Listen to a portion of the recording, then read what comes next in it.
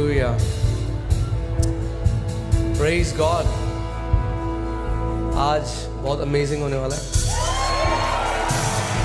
Amen.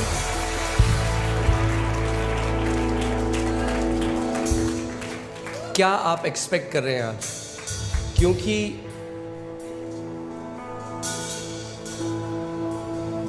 जब कभी यीशु मसीह गलील की गलियों में चलता और फिरता था तो वो लोगों से पूछता था, तुम क्या चाहते हो कि मैं तुम्हारे लिए करूं? आमीन. तो उन लोगों ने क्या बोला? जो कुछ उनकी एक्सपेक्टेशन थी, जो कुछ वो चाहते थे परमेश्वर उनके लिए करे. और मैं आपको बताना चाहता हूं कि यीशु मसीह आपके लिए वो ही है जो आप विश्वास करते हो कि वो आपके लिए है.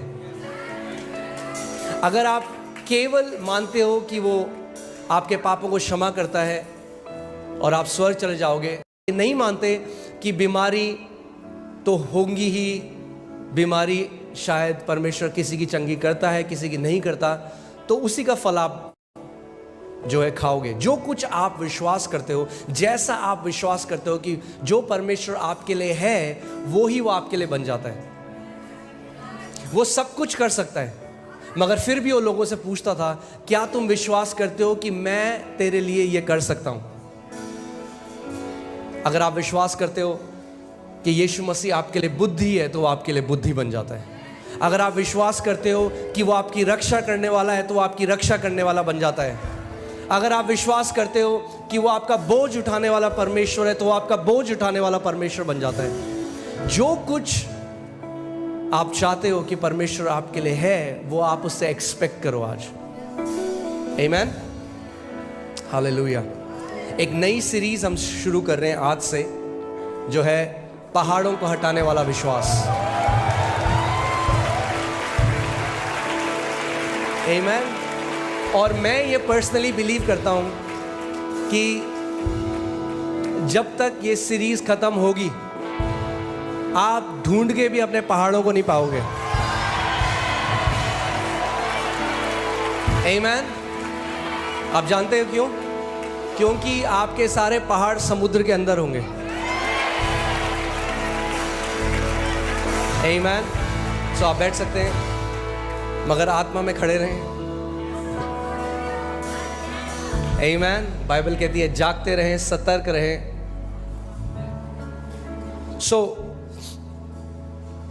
चलिए हम प्रार्थना करते हैं और फिर हम वचन की तरफ जाएंगे.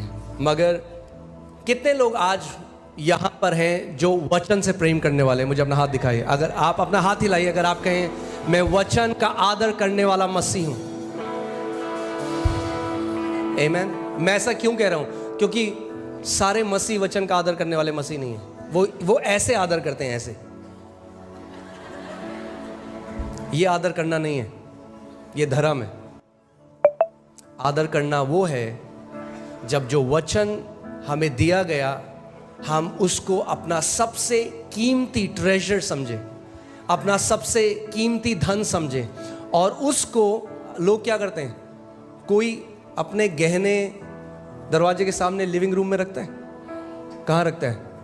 तिजोरी में. क्योंकि वो क्या है? कीमती है. ऐसे ही परमेश्वर का वचन हमें बताता है कि हमें जो वचन का धन है उसको यहाँ तिजोरी में बंद करके रखना है, छुपा के रखना है, हृदय के अंदर रखना है. आमीन. आइए हम लोग प्रार्थना करते हैं और फिर हम वचन की तरफ चलेंगे. परमेश्वर पिता, हम आपका धन्यवाद करते हैं. आप एक अच्छे और भले पिता हैं. हर एक अच्छी वस्तु, हर एक अच्छा दान और वरदान पिता आपकी तरफ से ही आता है. आपका वचन कहता है कि आप ज्योतियों के पिता हैं प्रभु. कोई भी बुराई आपकी तरफ से नहीं आती, कोई भी बीमारी आपकी तरफ से नहीं आती. आप एक अच्छे पिता हैं. आपका वचन हमें बताता है कि आत्मा आज भी कलीसिया से बात कर रहा है. और आपका वचन कहता है जिसके सुनने के कान हो वो सुन ले कि आत्मा कलीसिया से क्या कह रहा है. और प्रभु मैं प्रार्थना करता हूं यहाँ पे जितने लोग आए हैं उनके सुनने के कान हो प्रभु, वो तेरे वचन को हल्का ना जाने प्रभु, वो तेरे वचन को एक आम वचन की तरह ना सुने प्रभु, पर ध्यान धर कर वो तेरे वचन का आदर करें प्रभु। और पवित्र आत्मा, मैं प्रार्थना करता हूं, क्योंकि तू सत्य का आत्मा है और तू हमें हर एक सत्य में लेकर चलेगा प्रभु। होने दे कि इस घर से तू विश्वास के ऐसे योद्धाओं को खड़ा करे प्रभु, जो तेरे लिए बड़ी महिमा का कारण बने प्रभु। अगर आप ये विश्वास करते हो तो मेरे साथ बोलो आमेन, आमेन, हालेलुया, आमेन। सो आप जानते हो क्यों इतने ऐसे मसीह हैं जो बढ़ोतरी को नहीं देखते अपने जीवन में? वो चर्च आते हैं, वचन को सुनते हैं, मगर जो बढ़ोतरी उनके जीवन में होनी चाहिए वो नहीं होती। और उसका एक कारण मैं आज आपको बताऊंगा, वो वचन में है कि क्या वो कारण है कि कितने सारे ऐसे मसीह हैं, फास्टिंग प्रेयर में भी आ रहे हैं और रविवार को भी आते हैं और सारी सभाओं में आते हैं, मगर वो बढ़ोतरी जो परमेश्वर चाहता है उनके जीवन में वो नहीं देखते। और उसका कारण ये है कि हर एक चीज़ के लिए परमेश्वर ने सिद्धांतों को रखा है। बोलिए सिद्धांत, सिद्धांत, आमीन। ऐसा नहीं है कि परमेश्वर कुछ लोगों के जीवन में करता है और कुछ का उसका मन नहीं करता, वो कहता है नहीं नहीं ये इनके नहीं करूँगा, मैं इसके करूँगा। वो ईना मीना मोही मोड़ नहीं कर रहे हैं, समझ रहे हैं आप? परमेश्वर ने जो सिद्धांत रखे हैं वो हर किसी के लिए है। उसका वचन कहता है होशाया 4:6 में कि मेरी प्रजा मेरे ज्ञान न होने के कारण नाश हो गई है।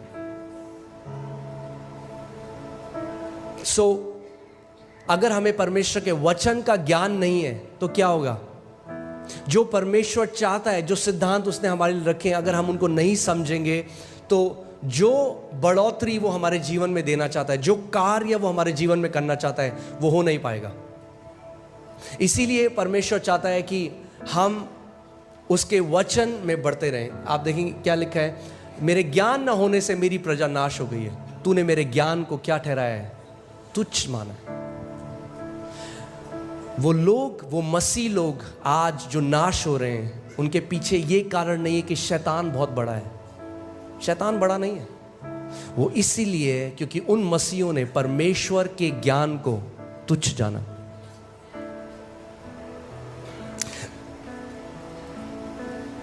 कितने सारे ऐसे मसीह हैं जो सारी प्रेयर मीटिंग में जाते हैं, और अच्छा है, हम लोगों को प्रार्थना बहुत ज़रूरी है, प्रार्थना हमें करनी है, मगर प्रार्थना भी आप, अगर आपके पास सत्य नहीं है तो आप गलत तरीके से प्रार्थना करेंगे और अपने उत्तर से और दूर चले जाएंगे। आप जानते हैं गलत प्रार्थना करने से आप अपने उत्तर के पास नहीं, दूर चले जाते हैं। कितने लोग ऐसे, कितने मसीह ऐसे हैं, उनको उत्तर इसीलिए नहीं मिला क्योंकि उनकी प्रार्थनाएं गलत हैं। इसीलिए हमें क्या करना है? हमें बढ़ना है परमेश्वर के ज्ञान में, उसके डील डॉल में, उस प्रकाशन में जो आत्मा के द्वारा आता है। मेरे ज्ञान न होने के कारण मेरी प्रजा क्या हो गई? नाश हो गई। यानी ध्यान से सुनिए, परमेश्वर की प्रजा नाश हो सकती है क्योंकि उन्हें परमेश्वर का ज्ञान नहीं है। उन्होंने परमेश्वर के ज्ञान को क्या किया? तुच्छ जाना। आमीन। मगर प्रेज गॉड कि आप इस घर में रोपे गए हो। आमीन। परमेश्वर का वचन यिर्मयाह 3:15 में कहता है कि मैं अपने हृदय के अनुसार तुम्हें चरवाहे दूंगा जो तुम्हें ज्ञान और बुद्धि में बढ़ाएंगे। मेरे ज्ञान में, मेरी बुद्धि में वो क्या करेंगे? तुम्हें बढ़ाएंगे। आमीन। और मैं चाहता हूं कि आप ध्यान से आज का वचन सुने, क्योंकि जो कुछ आप अपने जीवन में करते हैं वो इससे ही पैदा होता है। तो मैं आज आपको बढ़ोतरी के लिए बताता हूं। देखिए कितने मसीह ऐसे हैं, उनके कानों में ना खुजली है। क्या है खुजली? क्या है? कुछ नया सुनाओ पास्टर। अरे पास्टर, ये तो अब विश्वास तो आपने ऑलरेडी 12 कर रखे, सुन लिया हमने, किताब भी लिख दिया आपने विश्वास के बारे। कुछ नया सुनाओ पास्टर, कुछ नया। हमें कुछ नया रेवलेशन सुनना है। क्या सुनना है? नया रेवलेशन। जो पुराना सुना है उसके फल हैं कुछ जीवन में?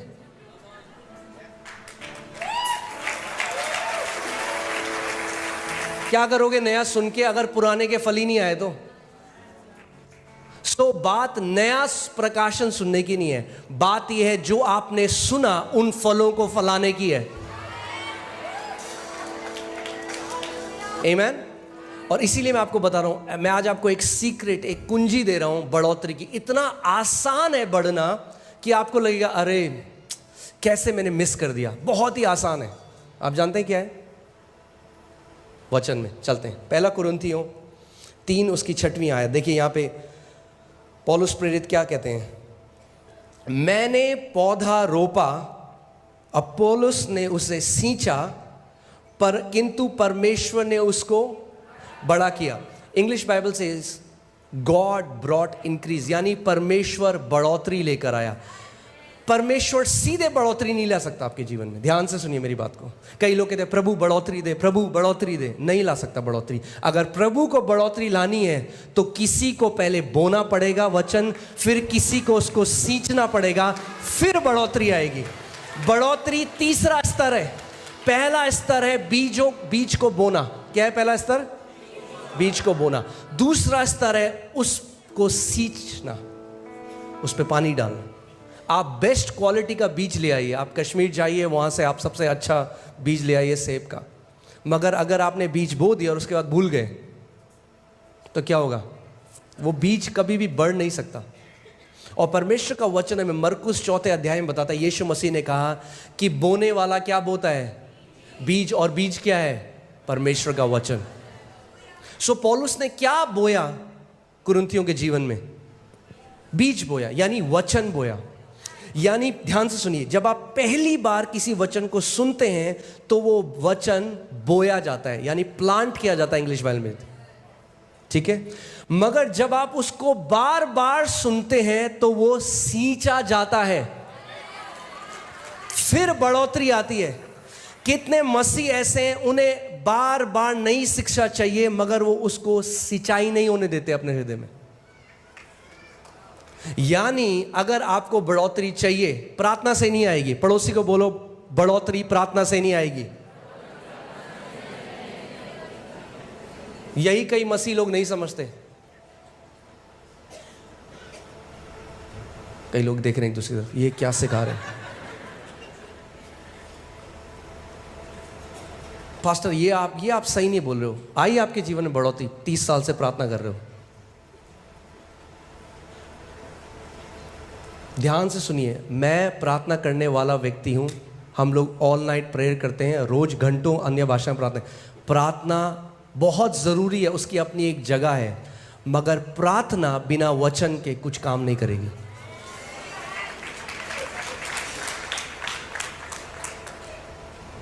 बोने वाला प्रार्थना बोने नहीं गया, बोने वाला क्या बोने गया? बीज। आप प्रार्थना के द्वारा आपने नया जन्म नहीं पाया। परमेश्वर का वचन कहता है, पहला पत्रस 1:23, तुमने परमेश्वर के अविनाशी वचन के बीज के द्वारा नया जन्म पाया है। आदि में क्या था? वचन था। प्रार्थना बाद में आई, पहले वचन था। पहले वचन आता है, फिर उस वचन के अनुसार आप प्रार्थना करते हैं। कितने लोगों को समझ में आ रही है मेरी बात? पहले प्रकाशन आता है, फिर प्रार्थना आती है। प्रार्थना बहुत जरूरी है। ध्यान, वो मत सुनना जो मैं नहीं कह रहा हूं, वो सुनना जो मैं कह रहा हूं। मैं नहीं कह रहा हूं प्रार्थना की जरूरत नहीं है, मैं कह रहा हूं प्रार्थना बहुत जरूरी है, मगर पहले हमें वचन का प्रकाशन चाहिए। कई लोग प्रार्थना को कैसे सोचते हैं, वो सोचते हैं कि वो अलादीन के चिराग की तरह है।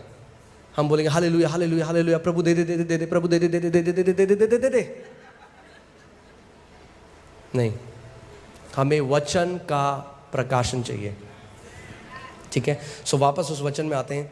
पौलुस कह रहा है, मैंने बोया, अपोलोस ने उसको सींचा, और परमेश्वर ने क्या करी? बढ़ोतरी दी। बहुत आसान है। यानी एक बार किसी भी वचन को सुनना काफी नहीं है। अगर आप बढ़ोतरी चाहते हैं तो उस वचन को तब तक सुनते रहें, सुबह शाम दोपहर रात सुने, फिर सुने, जब तक बढ़ोतरी को ना देखने लग जाए, जब तक वो फल आपके जीवन में ना आने लग जाए। जब तक दूसरे लोग ना बोलने लग जाए। अगर आप बोल रहे हो कि मैंने जी फेथ सीरीज सुन ली, फिर आपके जीवन में उस विश्वास की सीरीज के फल होने चाहिए। आमीन। सो जिस एरिया में आप वचन को लगातार सुनते रहेंगे, उस एरिया में आप बढ़ोतरी को देखने लग जाएंगे। मैं हमेशा इस बात को सिखाता हूं, केवल क्योंकि बाइबल में लिखा है इसका मतलब ये नहीं कि वो आपके साथ ऑटोमेटिकली हो जाएगा। वो लिखा है, वो बीज है। ये किताब मैं चाहता हूं आप इसको देखो कि जैसे ये बीज का डब्बा है, इसके अंदर बीज है। चंगाई के बीज भी हैं, समृद्धि के बीज हैं, शांति के बीज हैं, जय के बीज हैं, आनंद के बीज हैं। हर एक बीज जो आपको चाहिए वो इसके अंदर है। मगर अगर आप बीज पकड़ो, क्या आप उसका फल खा सकते हो? नहीं। बीज फल का है, बीज के अंदर है। मगर आपको बीज को पहले बोना पड़ेगा। और खेत क्या है? पर प्रभु का वचन बताता है मरकुस 4 में, खेत हमारा हृदय है। खेत आपका हृदय है। आमीन। सो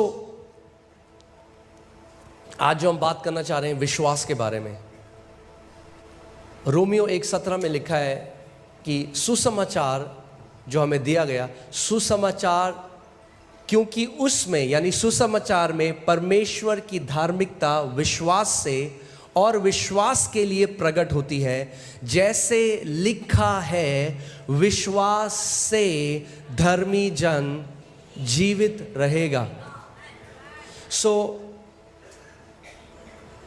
जैसे आप ऑक्सीजन से और पानी से जीवित रहते हैं, जितना ज़रूरी आपके लिए ऑक्सीजन और पानी है, उतना ही ज़रूरी धर्मी जन के लिए विश्वास है। अगर आप विश्वास को नहीं जानते, उस शिक्षा में नहीं बढ़े, तो आपके लिए बहुत मुश्किल होगा एक थ्राइविंग जीवन जीना, एक बढ़ोतरी का जीवन जीना, एक जय का जीवन जीना। विश्वास एक शिक्षा नहीं है, विश्वास हमारे जीने का स्रोत है। क्योंकि धर्मी जन विश्वास के द्वारा जीवित। लोग बोलते हैं अच्छा आप विश्वास की शिक्षा देते हैं, अच्छा हम तो जी ये वाली शिक्षा मानते हैं। नहीं, अगर आप धर्मी जन हैं तो परमेश्वर कह रहा है कि विश्वास की शिक्षा के द्वारा आप जीवित रहेंगे। इसका मतलब विश्वास में चलना और विश्वास में दृढ़ हो जाना एक ऑप्शन नहीं है। क्या बोलेंगे उसको? एक चुन का है पास्टर साहब? विकल्प। हाँ, विकल्प नहीं है, ऑप्शन नहीं है। विश्वास में बढ़ना ही पड़ेगा अगर जय में जीना है तो। आमीन। सो इससे पहले हम इस सीरीज में जाएं, मैं चाहता हूं आप ये निर्णय अपने दिल में बना लें। आज आप ये डिसाइड करें, कुछ भी हो जाए मैं विश्वास में बढ़ूंगा, मैं विश्वास में बढ़ूंगी। कोई भी मुझे विश्वास में बढ़ने से अब रोक नहीं सकता। आपको ये निर्णय, ये डिसीजन आपको लेना पड़ेगा। आपकी मम्मी नहीं ले सकती, आपके पापा नहीं ले सकते, आपका हस्बैंड नहीं ले सकता, आपकी वाइफ नहीं ले सकती। आपको स्वयं ये निर्णय लेना है, मैं विश्वास में बढ़ूंगा और एक योद्धा बन जाऊंगा। आमीन। बहुत आसान है, मुश्किल नहीं है। मैं आपको बता रहा हूं, परमेश्वर नहीं कहता आपको विश्वास कमाने की जरूरत है। आपको कमाना नहीं है, अपने आप ऑटोमेटिकली आता है। आता है, बोलिए आता है। कैसे आता है? कैसे आता है? सुनने से। और वही मसीह लोग नहीं करते। सबसे मुश्किल है लोगों के लिए सुनना। इसीलिए शैतान डिस्ट्रैक्ट करता है।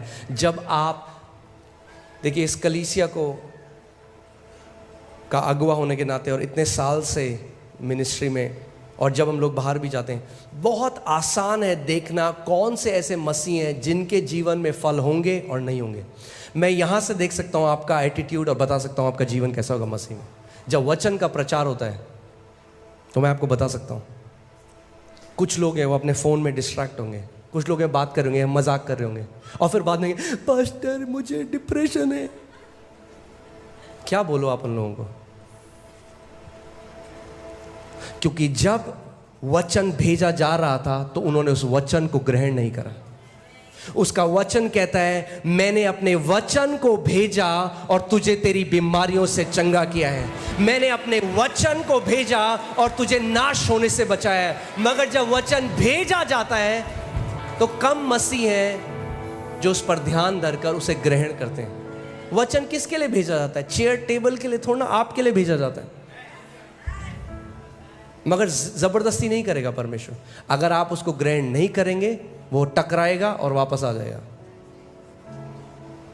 याद है प्रभु यीशु मसीह ने अपने चेलों से कहा, जिस घर में तुम जाओ उस घर का कल्याण बोलना, अगर वो नहीं चाहते तो वापस तेरे पास आ जाएगा। सो विश्वास कैसे आता है? सुनने से आता है। और सुनना कैसे होता है? आप लगाइए रोमियो 10:17। अतः विश्वास सुनने से, और सुनना मसीह के वचन से होता है। और इंग्लिश बाइबल में जो रूट वर्ड है, जो असली में जो यूनानी भाषा में जब बाइबल लिखी गई, उसमें लिखा है विश्वास सुनते रहने से आता है, एक बार सुनने से नहीं आता। अगर आप विश्वास में चलना चाहते हैं, आपको लगातार मसीह का वचन सुनना पड़ेगा। लगातार। Faith comes by hearing, ING। वो एक लगातार चलने वाली प्रक्रिया है। यानी अगर आप सुनते रहेंगे तो आप विश्वास में चलते रहेंगे। ये ऐसा है, आपने देखा है जब जो एरोप्लेन है वो ऊपर जाता है और जब तक उसका इंजन ऑन है वो चलता रहेगा। जहाँ इंजन ऑफ किया पायलट ने, वो नीचे आने लग जाएगा। अगर आप चाहते हैं जिंदगी भर आप एक जयवंत जीवन जिए, जिंदगी भर आप एक विक्टोरियस, एक योद्धा की तरह जीवन जिए, तो आप ये नहीं कर सकते कि मैं केवल संडे को वचन सुनूंगा। आपको वचन को सुनते रहना होगा। फिर से, faith comes by hearing and hearing by the word of God. Faith doesn't come by having heard. हाँ जी, सन 57 में सुना था जी हमने ये वचन, नहीं। आमीन। सो विश्वास क्या होता है? बोलिए, विश्वास आता है।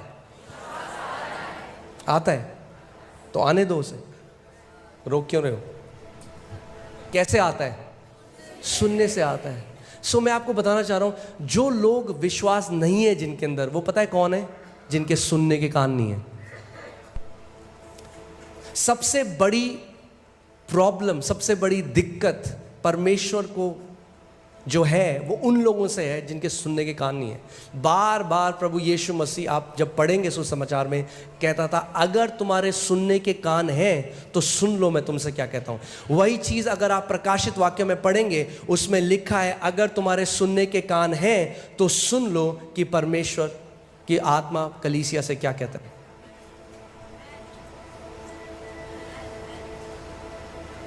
आमीन।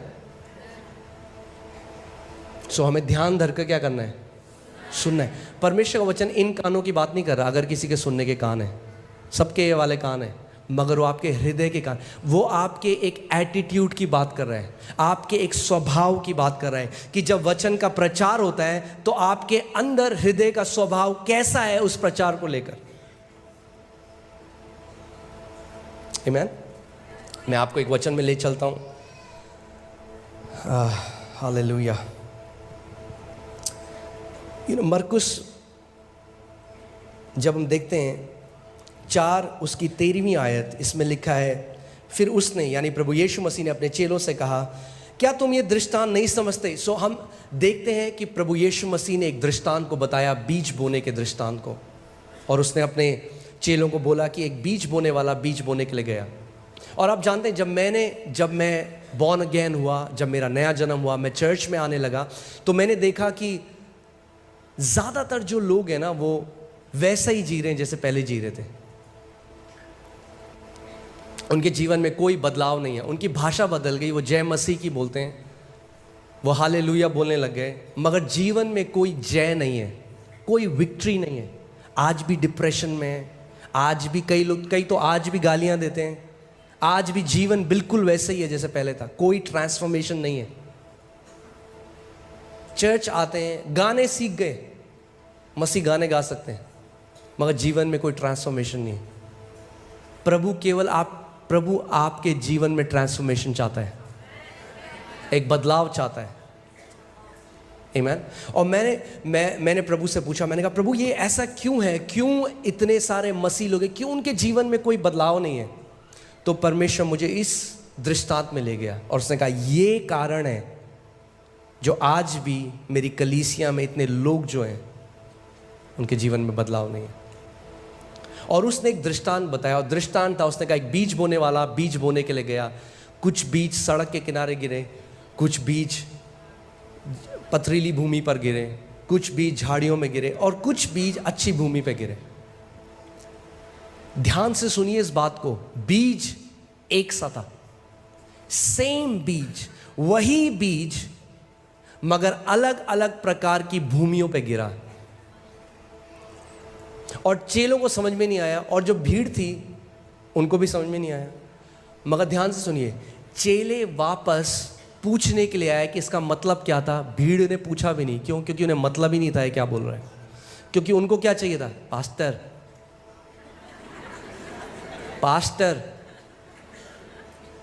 आज मसीहों की हालत इसलिए है क्योंकि वो ले हैंड को ज्यादा ऑनर करते हैं मगर परमेश्वर के वचन का ऑनर नहीं करते।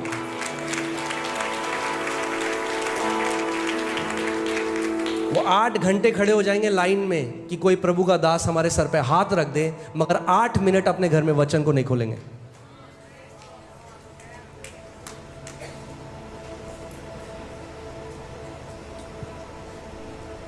गलत तो नहीं कह रहा? प्रभु यीशु मसीह ने कहा कि क्या तुमको ये समझ में नहीं आया दृष्टांत? अब देखिए, फिर उसने उनसे कहा क्या तुम ये दृष्टांत नहीं समझते? तो फिर और सब दृष्टांतों को क्यों कर समझोगे? इंग्लिश बाइबल में लिखा है, वो कह रहा है कि अगर तुम इसको नहीं समझते तो तुम कुछ भी नहीं समझोगे परमेश्वर के राज्य में। यानी ये जो दृष्टांत है ये सारे और दृष्टांतों की नींव है। वो कह रहा है क्या तुम इसको नहीं समझते? क्योंकि अगर इसको नहीं समझते तो बाकी कुछ नहीं समझ सकते, क्योंकि मैं जो आगे तुम्हें बताने वाला हूं, जो चीजें बताने वाला हूं, तुम वो भी नहीं समझोगे अगर तुम इसको नहीं समझते। आमीन। दूसरी आयत, बोने वाला क्या बोता है? बोने वाला क्या बोता है? वचन बोता है। आप संडे को क्यों आते हो यहाँ पे? लाइट के लिए नहीं, म्यूजिक के लिए नहीं, आप आते हो कि बोने वाला वचन बोता है। आप वचन को ग्रहण करने के लिए आते हो। You come to receive the word.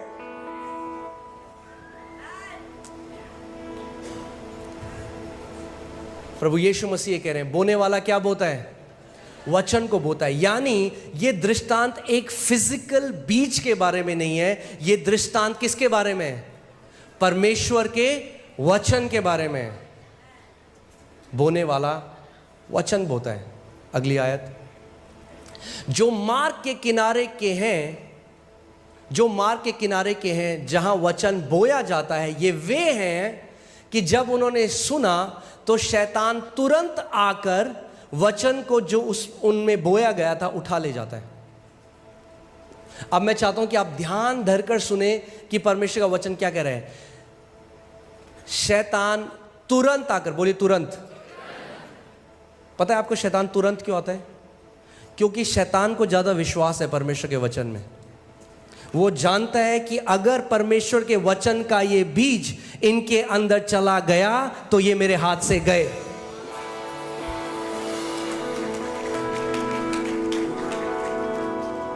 शैतान क्या चुराने आया? हाँ, क्या चुराने आया? वचन।